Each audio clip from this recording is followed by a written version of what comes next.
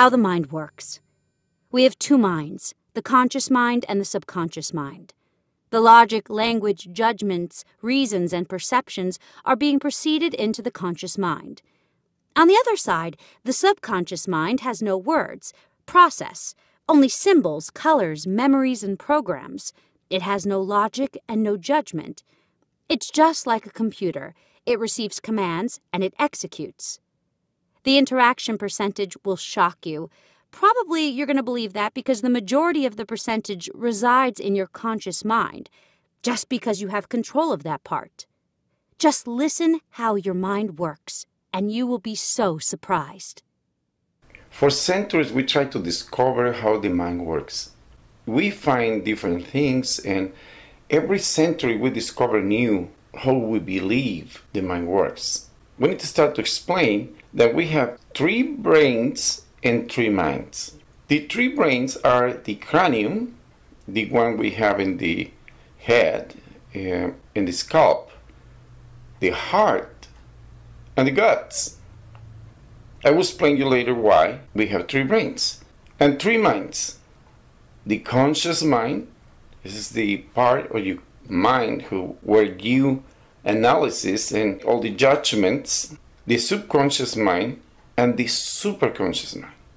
The brain has two hemispheres, the right and the left. The right side of the brain has totally different functions than the left side that help us to start to create communication between the right side and the left side, and that communication creates awareness. If we don't have that communication, we cannot have that awareness. That's why some people who has mental problems, they cannot communicate the right brain with the left brain correctly. The heart is part of our brain too. Centuries ago, we was believing that we were thinking with the heart because everybody feel everything with the heart. That's why came the expression of I love you with all my heart.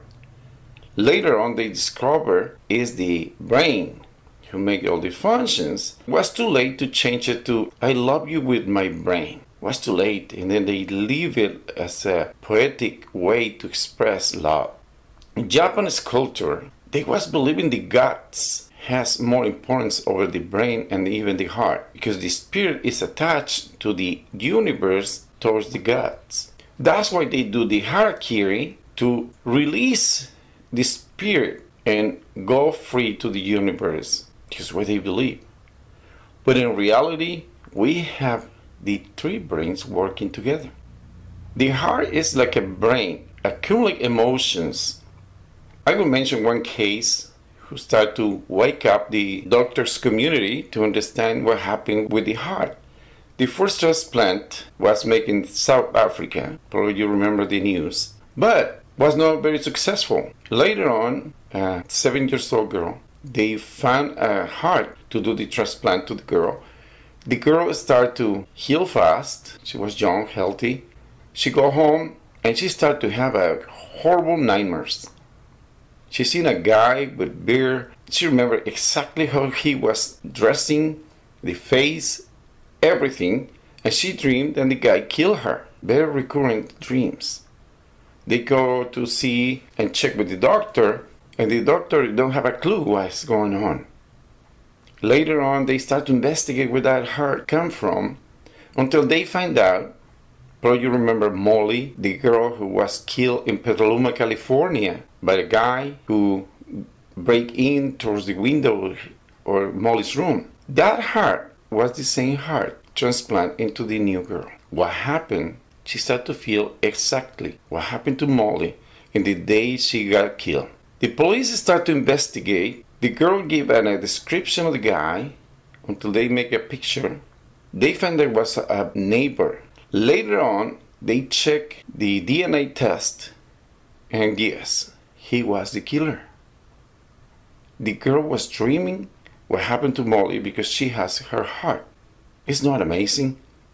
There's another curious case. Is a guy who after the surgery, he started to change a little bit his personality. He go on the weekends, he started to hang out with a lot of ladies, to go to shopping and like to buy a lot of shoes. Later on, they find out that the heart he got was from a woman. No wonder why. How the three brains work together. That comes from every neurotransmitter has the same function and has all the information in your life. Not complete, because every cell is a specialist in different things. All the emotions get accumulated into your body. Just imagine that you are like a flash drive the size of your body. You can accumulate all the history of your life, all the memories in your body. How did they discover that? One time a lady was getting a massage, a Japanese massage, and in 1 second she remembered the 6th birthday, smells, colors, everything exactly like it was 30 years before. No way you can remember all those details, but she remembered. They start to do more research to find out what happened with the body.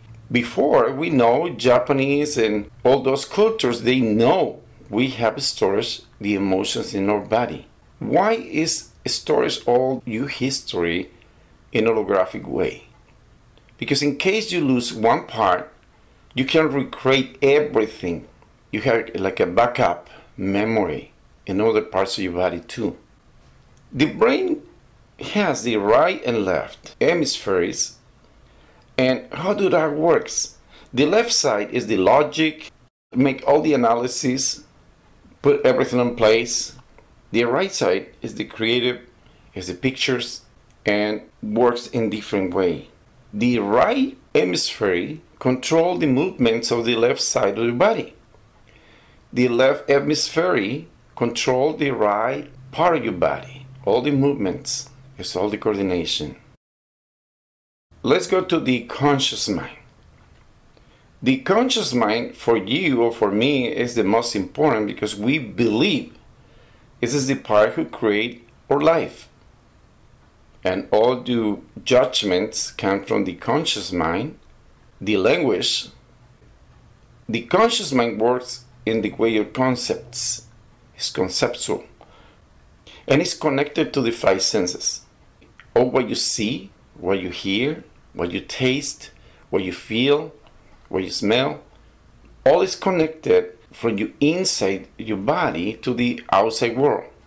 The only information you have to see what happened outside you is towards your 5 senses. The subconscious mind, in another part, you have all the emotions, the memories, and the programs. Don't have even one word. Work with symbols and colors. And it's responsible to create the energy.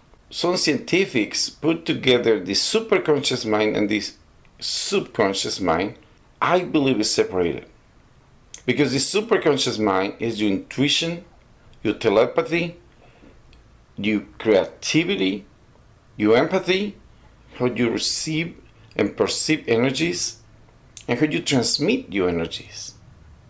Every time you get in one event, you need to go through a process of 7 steps. The first one is when you get an event and you make an observation.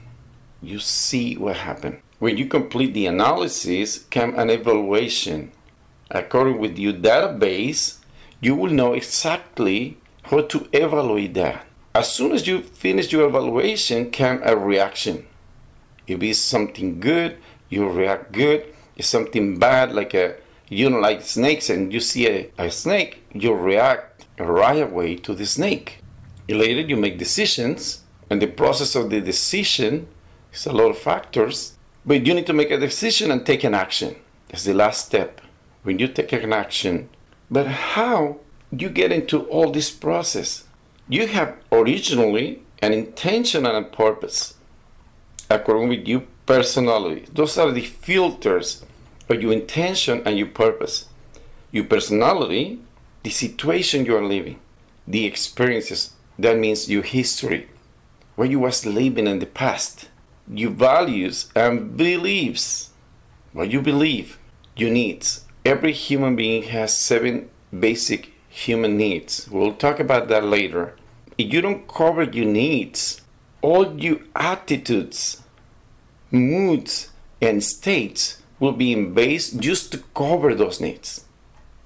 In personality, we'll talk more about the needs. because the needs is who create your personality.